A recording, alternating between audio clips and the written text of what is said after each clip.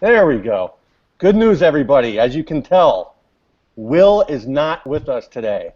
So this is something that our viewers have been asking us every single show to get rid of him, to dump his ass because we don't want him on the show. It's a drag on ratings, and I think he's very obnoxious and annoying. So what we've decided to do this week is just have the three of us sort of talk it through the show, and we're gonna, I think, have a much better show than you're accustomed to with that Will guy. Who, don't worry about him anymore. He was just a big mistake for the show, and hopefully he's back on next week. So, anyways, we had a lot going on this week, didn't we? We had, Scalia dying, which just blew my mind. I mean, that one really has me freaked out. Like, you could not have picked a worse time for that to happen. I mean, am I wrong about that? Obama has just enough time left to get a nomination in without, if this had happened in the summer, I think a lot of people wouldn't have really cared if they put it off till after the election. But I mean, it's happening just when it's going to be a hard argument for the Republicans to make to actually stop this. I still think they should stop it. What do you guys think about that? I think they should definitely stop it, and I hope they do. And the reason I say that is, I mean, first of all, they're obviously the precedent. I don't think that. What was it you posted about it, Kevin? It was like the last president to nominate one was in LBJ or something like that. Yeah, a lot of people point to Kennedy, and that's actually incorrect. Kennedy was Justice Kennedy he was nominated, I believe, like in November or something. There were two nominees before him that got shot down, and his nomination was finally approved during the election year. But the actual nomination was the year before. So yeah, the last one that actually this happened was LBJ. And he tried to nominate somebody in the summer of his election year, and the Republicans said no, and he ended up pulling his nominee back. There were some other things going on. It wasn't a good nominee either, so it made it an easy choice for them to filibuster it. But yeah, that was the last time, and exactly what happened then is happening now. Did he have health issues? I mean, he just kind of suddenly kicked the bucket, Like that was really unfortunate. That's the thing, Scalia. I don't know. I mean, I've heard some stories that he liked to have his wine and have a cigar once in a while, stuff like that. In other words, he wasn't really actively trying to take care of himself, but he also didn't have any bad doctor's notices or anything like that. So yeah, it was just I'm sure there's going to be a lot of there's going to be some conspiracy theories coming out, especially now that news came out that he was found with a pillow over his head. Yeah, I could definitely see them flying, especially when we were talking about this a few weeks ago with the immigration case, amnesty. That's coming up. Yep.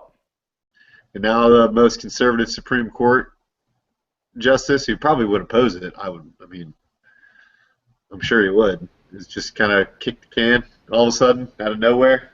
Yeah, and I mean, what do you guys think is going to happen? I mean, do you think if this had happened two years ago, and Obama there wasn't really an issue of whether or not he was going to get something passed, who do you think he would have nominated? I mean, would he have gone for somebody very liberal or try for a moderate? I mean, it's going to be a little bit different now that there's this whole controversy about whether or not they're going to filibuster him. So he might actually try to put out something more moderate that will make Republicans look stupid for filibustering. But what do you think, Mike? Do you think he's actually going to put a moderate out there and try to show them up a bit? I think that's his only chance to get it through. Look, I saw an article the other day that said Republicans were caving to the potential of Obama having the nominee. I don't think that's the case. I think Republicans are being smart here. People are going to punish them if they just say, we're not going to accept any nominee from Obama. That doesn't look good. That they're at least going to give him the chance and take it on a case-by-case basis and probably deny every single nominee, unless maybe it's a more moderate option. Republicans, though, they have incentive to hold this thing up. What a lot of people don't realize is that when there's a vacancy in the court and there's a split decision, so a 4-4 decision, it's default. The default is the lower court's ruling beforehand is still in place. So with a case like amnesty, the lower court ruled against it. So the longer Republicans hold this up, even if amnesty has a split decision, it goes to the lower court. So there's a lot of incentive for Republicans to hold this thing up. And unless Obama comes up with someone that can get a lot of moderate Republicans behind him, I just don't see how he's going to push a nominee through. And it really opens up a can of worms in terms of think about the cases that have already been decided on paper, but haven't actually been released yet. You know, the decision's been written. Probably quite a few of them have been written by himself, and now they're going to have to redo those cases. I mean, I'm not actually sure. Do any of you guys know what's going to happen in terms of whether or not they actually have to rehear those cases? I missed it. I'm sorry, I don't know the question. I was just asking if you guys had any idea what happens in terms of these cases before the Supreme Court where the decisions have already been made, but they haven't actually been released yet. In other words, they're not official decisions, but I'm sure that the opinions have been written, and I'm sure that, you know, Scalia might have even written some of them. And are they going to have to just be completely redone again? No, none of those decisions that he made that when he was still in office, he was still in office. Now what happens? I think when I came on, Mike already explained that you can have the court. There doesn't need to be 9 justices. I mean, originally when the Judiciary Act of 1789 set up 6 justices. It worked fine that way. You don't need to have to fill the next position. If there's a tie, 4-4, it goes down to the D.C. District Court, and the lower court holding, will be the ultimate ruling. So it's not necessary in order to have in order to fill the vacancy right now. This is just all politics at this point. It's the president saying, I have the power to appoint a nominee. And him trying to like it's some sort of unilateral power, as if the Senate doesn't have also a power of advice and consent, and ultimately to confirm or to deny. But my question is, when does a judgment rendered? When is the opinion actually rendered? Is it the day it's released? I think we lost Will again. Yeah.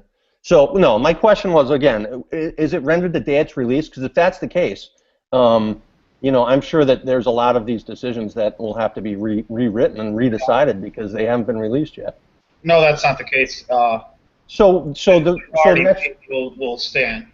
So next time they release their cases, if they're going to be 5-4 votes, even though Scalia. There should be 9 votes, and any of the cases that Scalia wrote about, he'll be in there, and his opinions will be in there.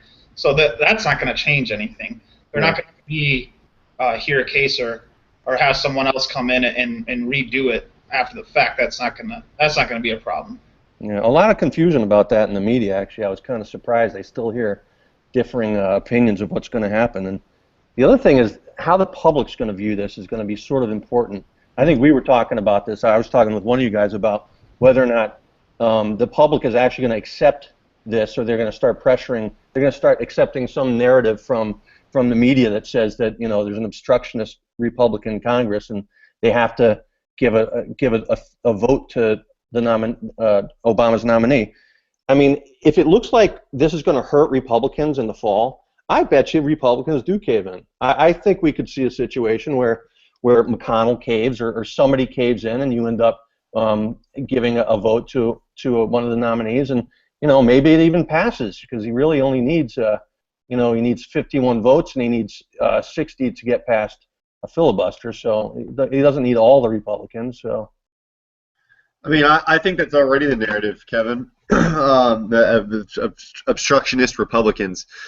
I follow a few liberal pages just to sort of see where they're leaning.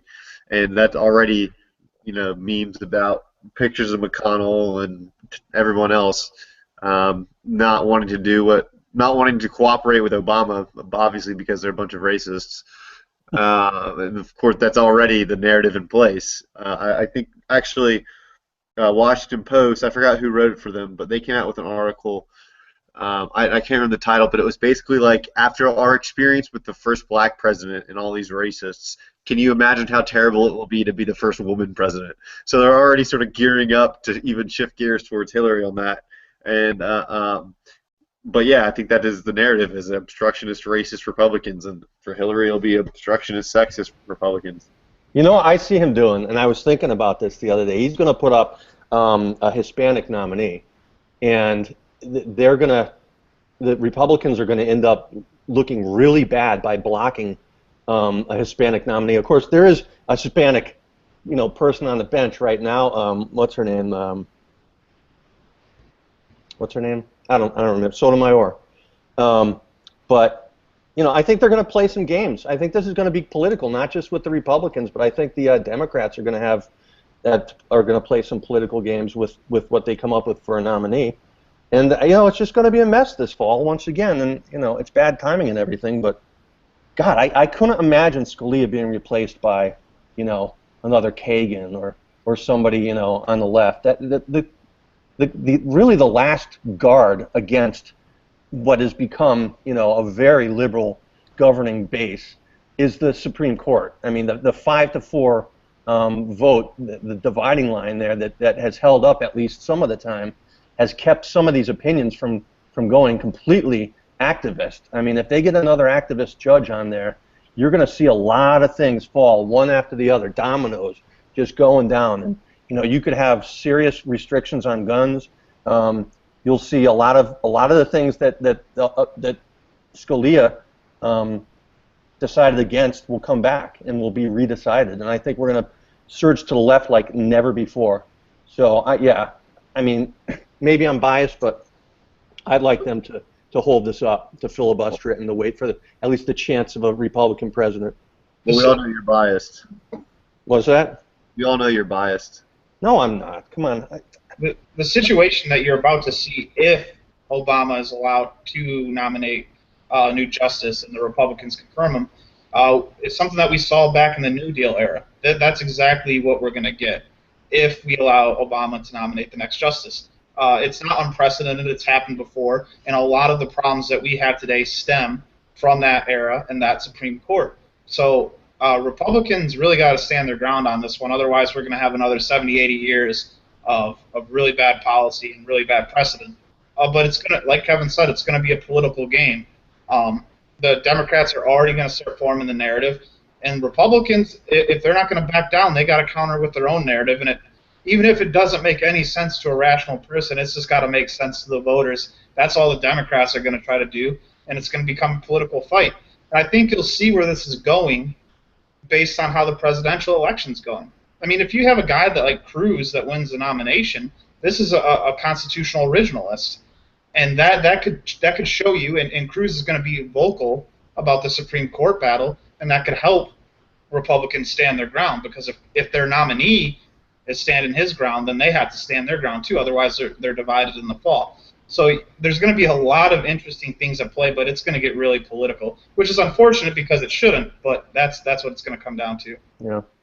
Who do you guys think this helps in the fall? Which party actually is going to be more motivated? Which voters are going to be more motivated, if either, I guess, to come out to the polls in the fall? I think it depends on the next few weeks. Yeah. The stakes are so high. It's going to be a bloodbath, man. I don't know who. They're both going to be equally motivated. This is a huge, huge deal. This is a huge decision, and this could swing the balance of power for years to come. Oh yeah, not just that, but not just this one nominee, but there's another 2 or 3 justices that are for 8 years, yeah, that will not make it through the next 8 years without retiring, and so you're going to see a shift in the court. If there's a Democrat, you could be looking at a shift in the court that's going to last for a long time.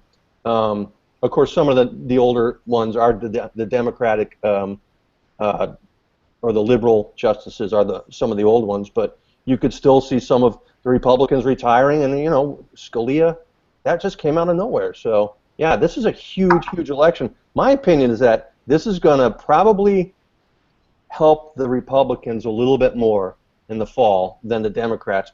The reason being is because it's status quo, okay? It would still be 5-4 if the Republicans got a nominee in there, but it would completely change to a 5-4 split with the liberal now being the majority. So I think the Republicans have more to lose by what happened. You know, the actual tipping of the court to the left. So that's sort of my opinion. But like you guys said, it's a lot's going to depend on the next few weeks. And the new poll came out. And Grant, I know you were talking about it. You want to talk about this? The new poll that came out today? You read it? What of Trump beating Ted Cruz? Yeah. That's pretty crazy. I'm honestly not surprised by it. Cruz has started to look weak. I think, I don't know if you guys saw this, but one of the Tea Party leaders, one of the founding Tea Partiers, has essentially jumped the train on Donald Trump and has now endorsed Jeb Bush. Who's that? I can't remember his name off the top of my head. I'm going to Google it right now. But yeah, so I'm not really that surprised by it. Trump hasn't really been maintaining a good character. I think people are starting to realize that he's blowing a lot of hot air. Do you think do you think his big mouth finally got him in trouble this past debate, where he essentially sounded more like a hardcore liberal when he went after Bush, the former President Bush, for 9/11, and he got booed loudly and often in the debate. And I really thought he didn't react well. He came across as like sort of. He didn't react well, and I think people saw that, and he wasn't very presidential, and I think it dragged him down a lot. Now, we could be reading a lot into this one poll because it only had I think it only sampled 400 or 500 people, and the other polls, and it's a nationwide poll, but then the other polls had the other polls are still showing Trump in the lead, but I think I think it showed Cruz 28%, Trump 26%. Rubio something like 18%, and then I think it went Kasich, Carson, and I think Bush only had 4% in last place. So I think Bush is toast too. The guy who just endorsed Jeb Bush, he left Trump for Bush, was Ken Crow. He's like the founder of the National Tea Party. So that's pretty big. Yeah.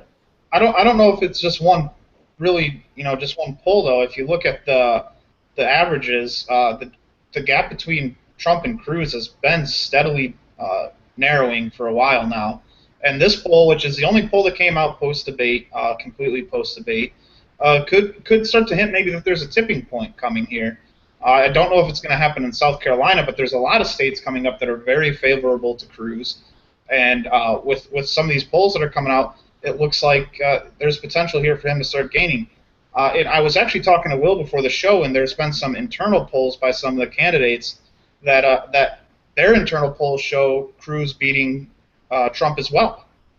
So some of these candidates' internal polls are showing that Cruz is leading the pack now after the debate and after New Hampshire. So it could start to get really interesting. Maybe there's something here for Cruz, and maybe he's gaining momentum, especially with these favorable states coming up. And there's another very interesting finding from this poll, which was they also asked people in a head-to-head contest, who would you support? They did Trump versus Cruz, and they did Trump versus Rubio. And in both cases, and if it was head-to-head, if it was down to two candidates, Trump got soundly defeated. And that I think it was 56 to 40% he would lose to Cruz, and 57% to 41% he'd lose to Rubio. I mean, those are the kinds of numbers that feed into that narrative that basically started when you started to see Trump's rise. The narrative was, well, it's because it's so divided. The non-Trump vote is divided 8 ways. So once it starts to be winnowed down, you're going to see the support going to one of the other candidates, not to Trump. And this fits right into that narrative. And so maybe the pundits and everything that everybody's been second guessing lately, maybe they actually were right. And maybe as people start dropping out, you're going to see the rise of Cruz or Rubio or Kasich or somebody else.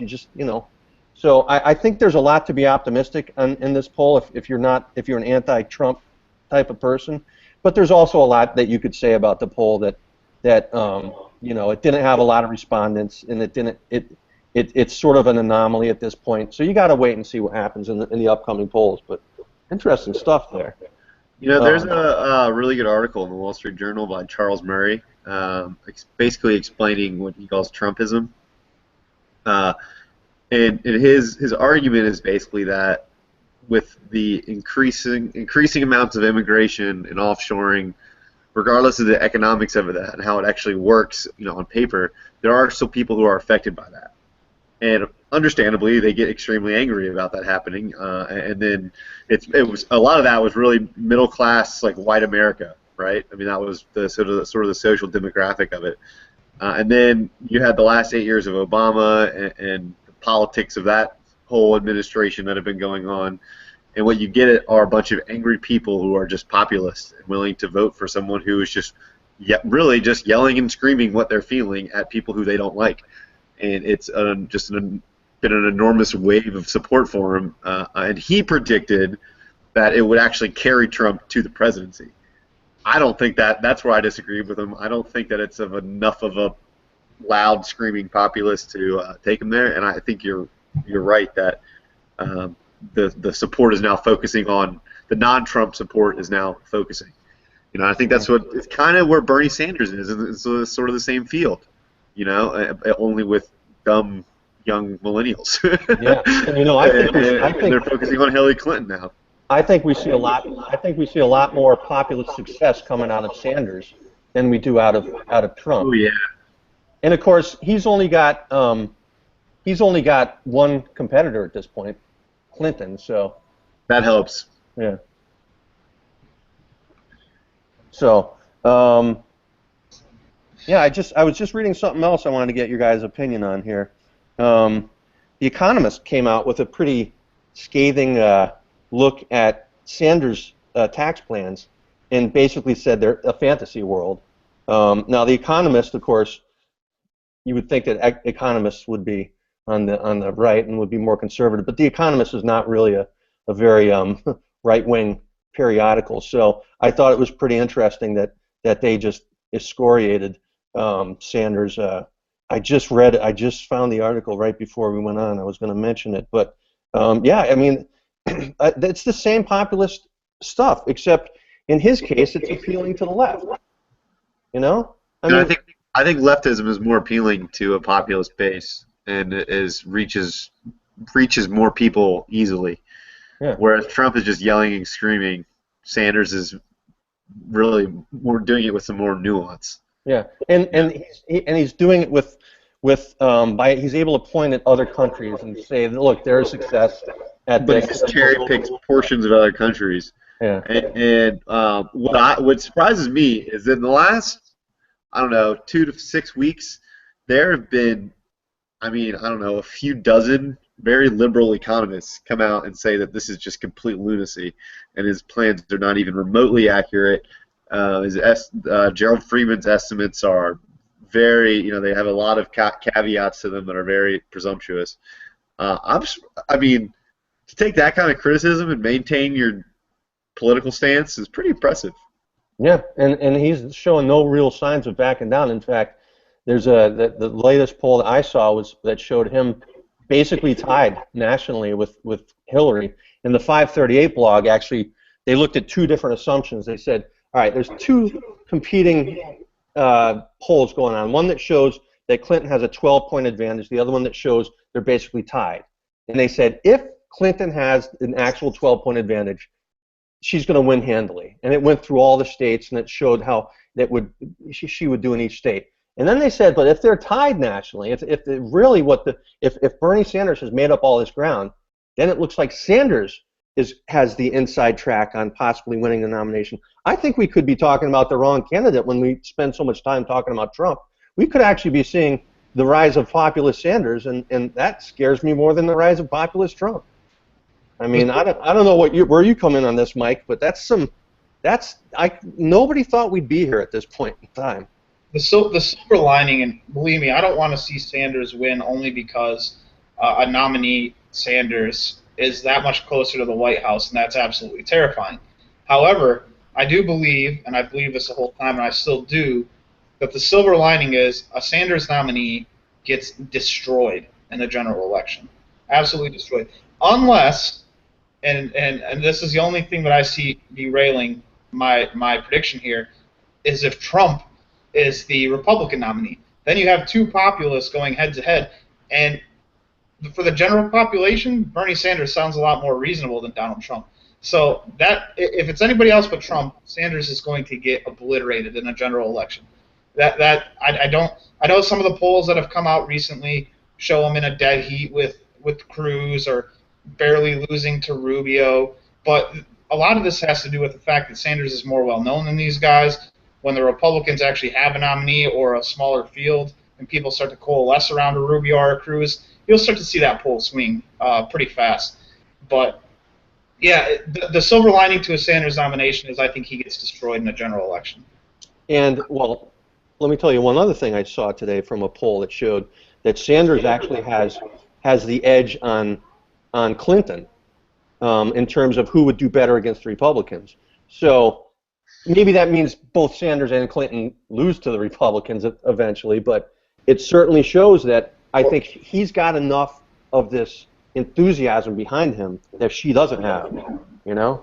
That's what I was saying, Kevin, is that no matter who it is, whether it's Sanders or Clinton, as long as there's not a Trump nomination or maybe a Bush nomination, the Democratic nominee will lose. So if it's Cruz, if it's Rubio, even if it's Kasich or somebody else that just comes out of left field, the Democratic nominee is going to lose.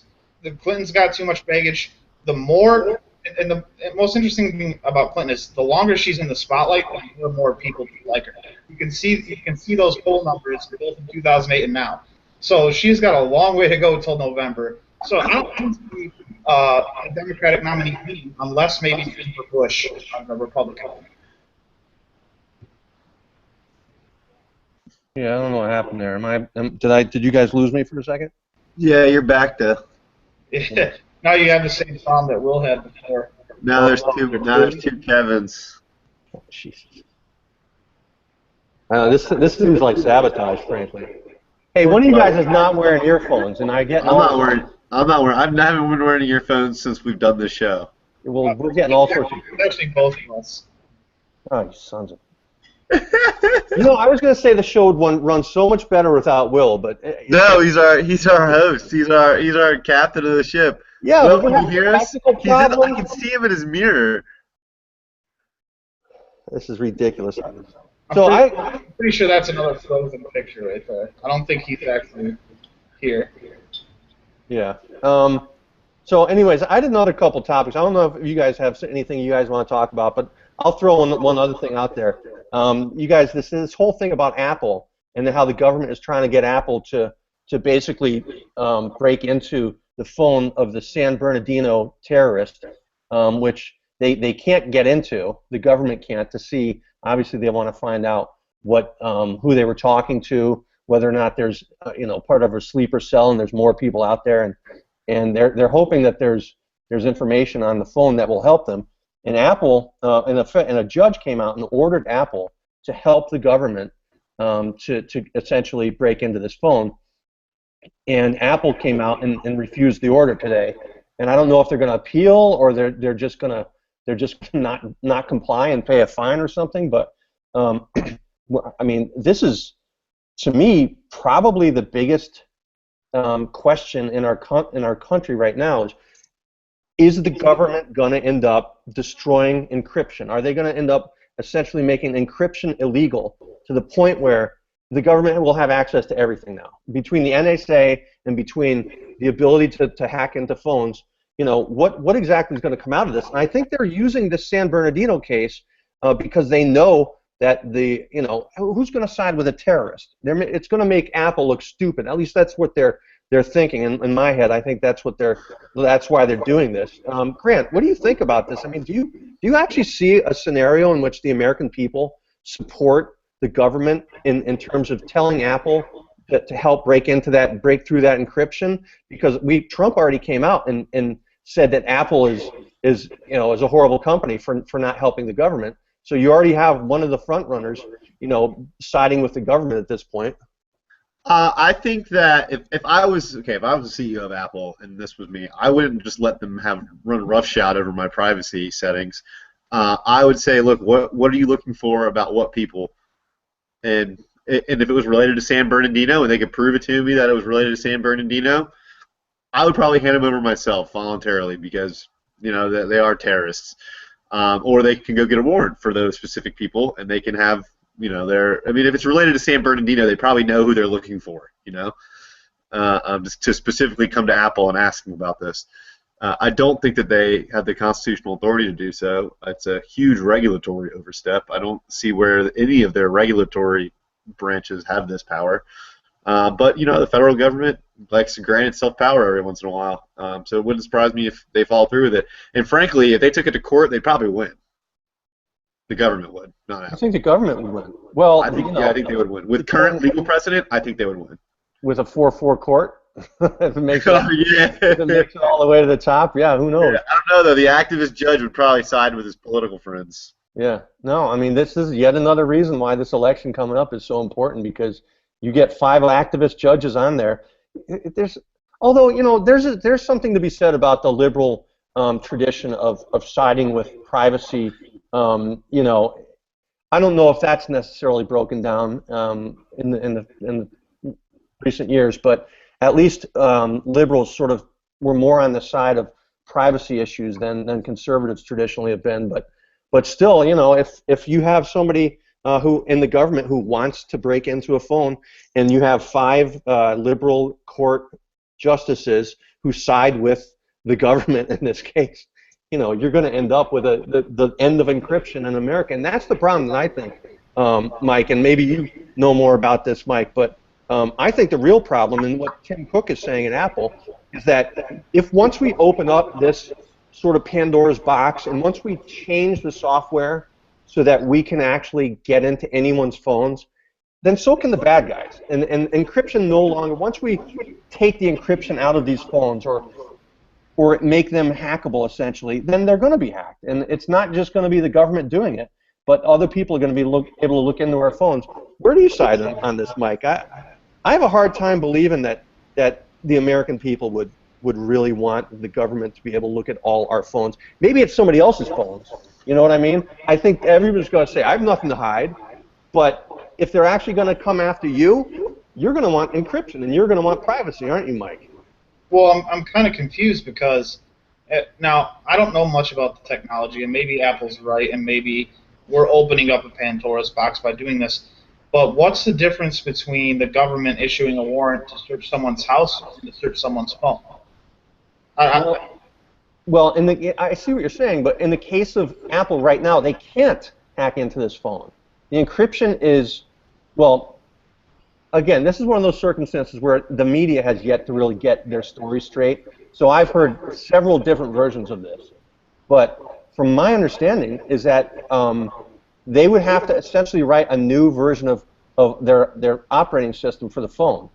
And it would be a version that would be hackable.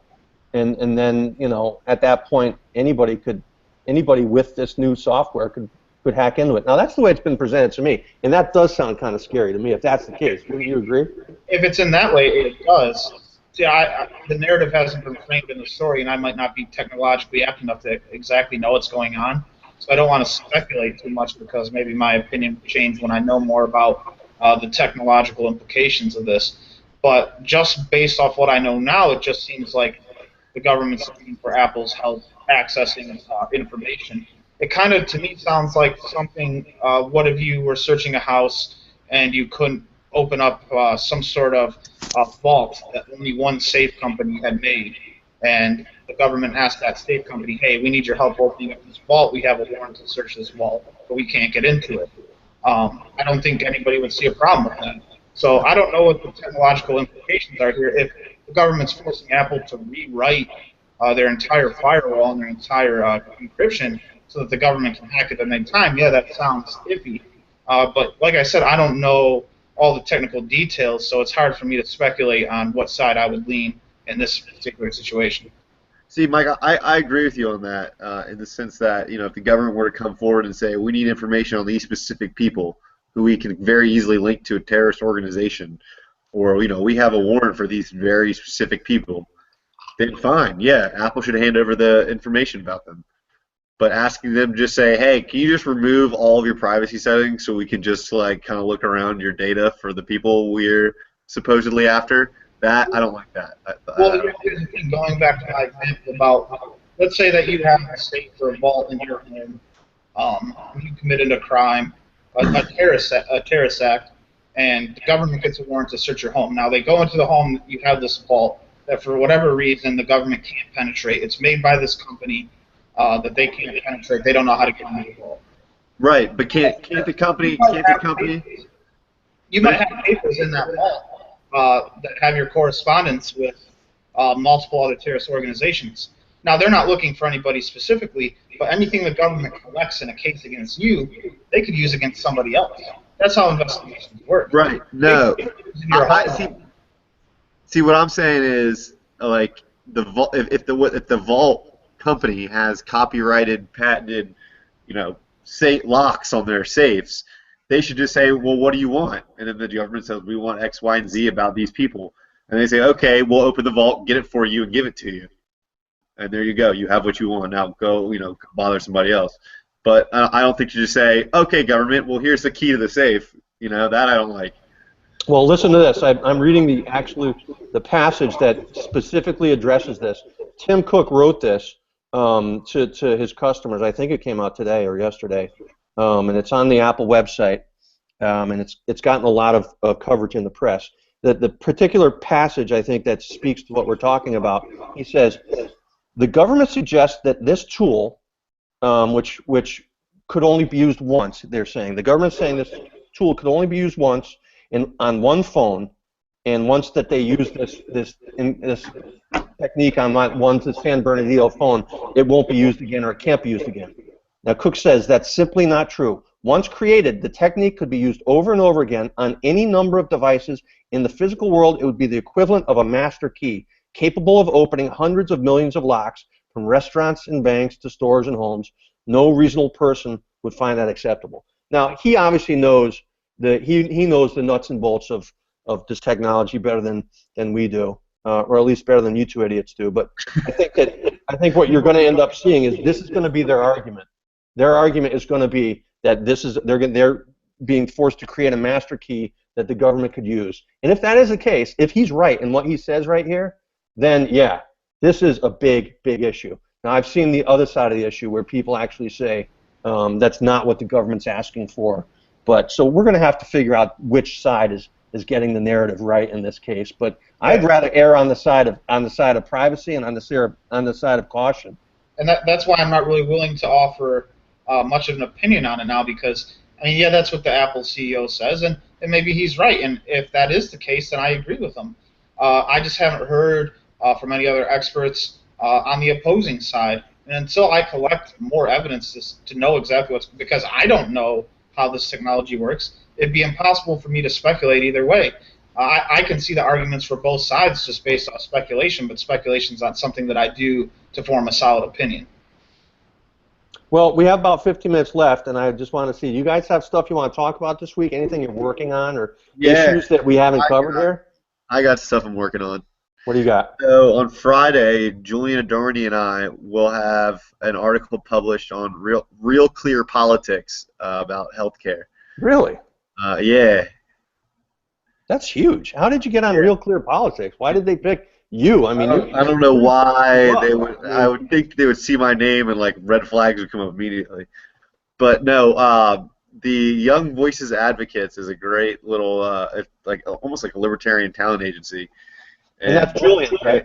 His publisher is like the editor there or something, and he gives the content to all these great websites. And this one will be on Real Clear Politics.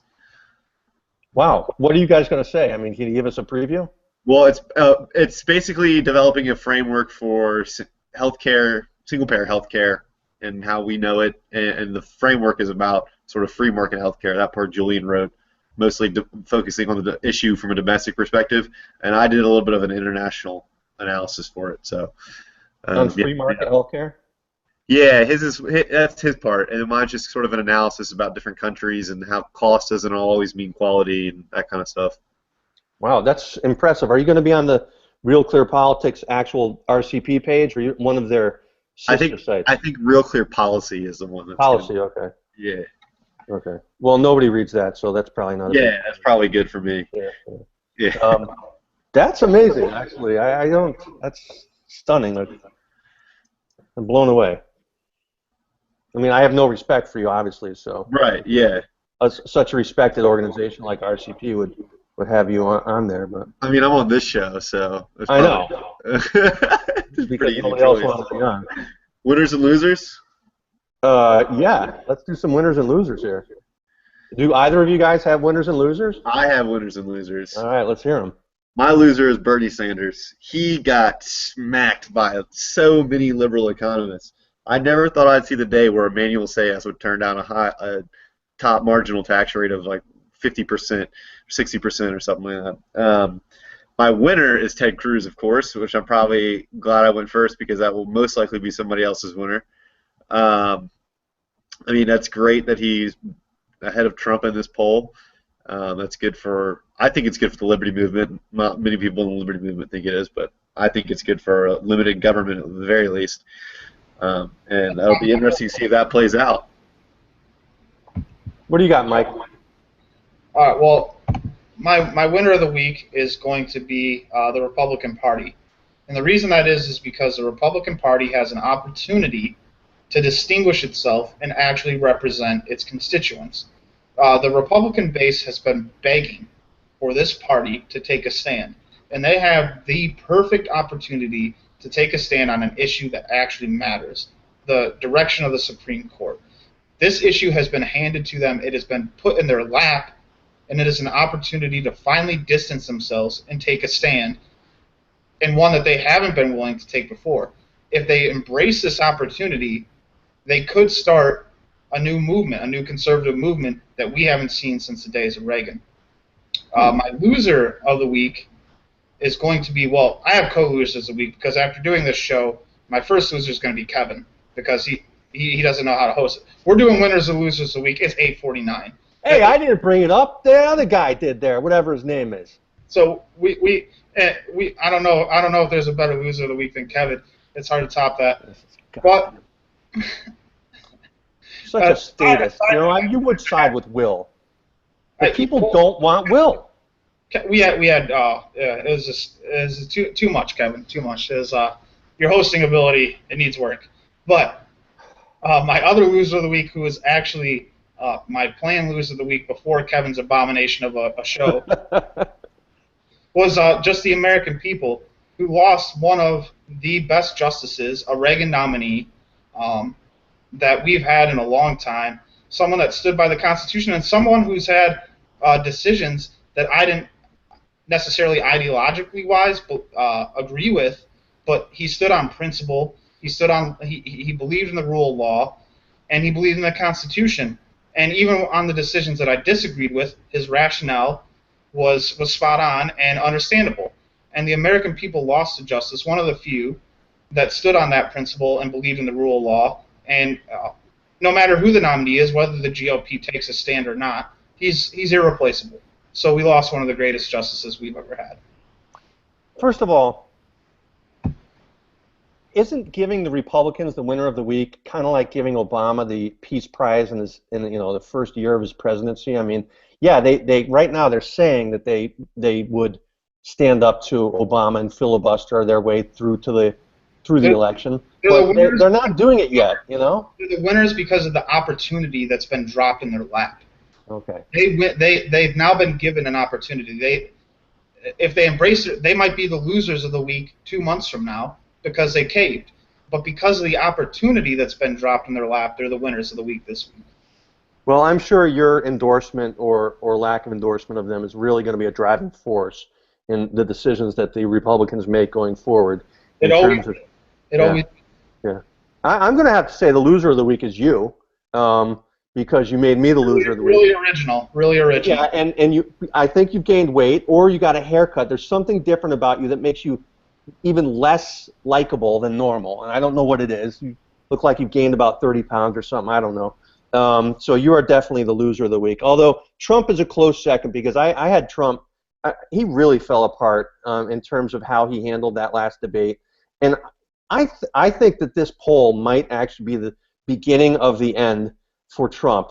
But that said, if that is the case, does the little boy in Trump, the one who refuses to face defeat, does he end up coming out as a third-party candidate and destroying the entire election. You know, that remains to be seen. But I don't really see him walking away from a loss. I think that every time it looks like he's going to start losing, he starts crying out and saying that the Republican Party is going against their pledge, you know, that he signed. He signed the pledge not to have a third-party candidate. He just said the other day that the Republicans are in default of the terms of that pledge. In other words, he's already thinking about a third-party candidacy. So I think Trump is the big loser this week.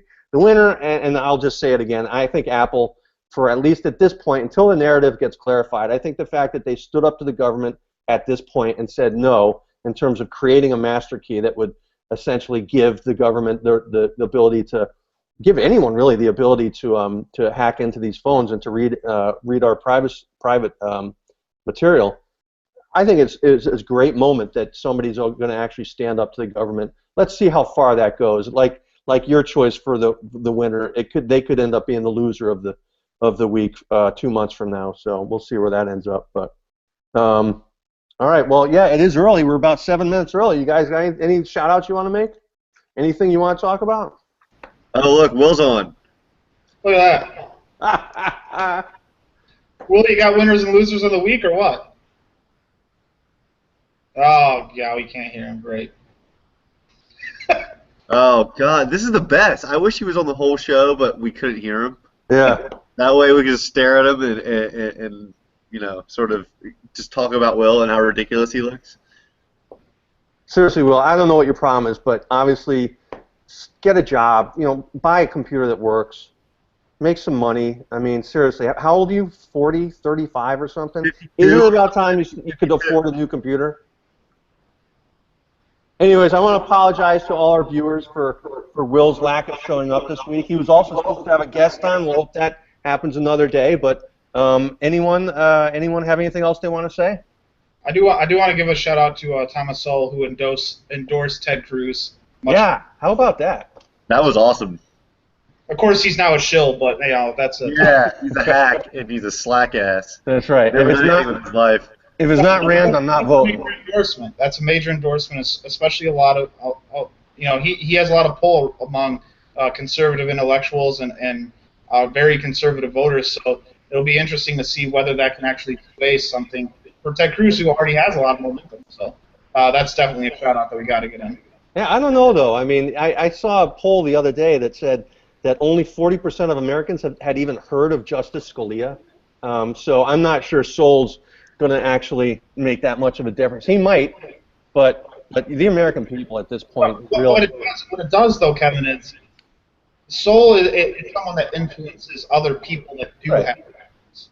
So his endorsement might cause a governor or a senator or someone that holds him in high regard to also jump on board.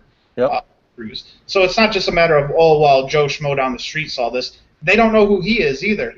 But it could influence other people who do have pull to rethink their position or jump on board with Cruz. So I think you can see it, maybe not immediately, but down the road, be a big thing.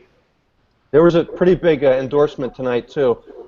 Nikki Haley, the governor of South Carolina, just endorsed Marco Rubio, and he's all smiles about that. So I think I don't necessarily think that's going to propel him to a victory in South Carolina, but it is a big endorsement, and in a time when I don't think endorsements matter as much as they used to, I think this one could actually make a difference. But yeah, we'll have to just wait and see. And when is that? When is the South Carolina primary coming up? You guys know? Like a week from Saturday or something? It's the 20th, isn't it? Yeah. Okay. So that's the next big thing coming up. Anyways, everybody, thanks for coming on the show. One of you guys has the off button. Click that off button for me, and take care from Unbiased America. Next week, hopefully, Will also have problems. Yeah. Bye.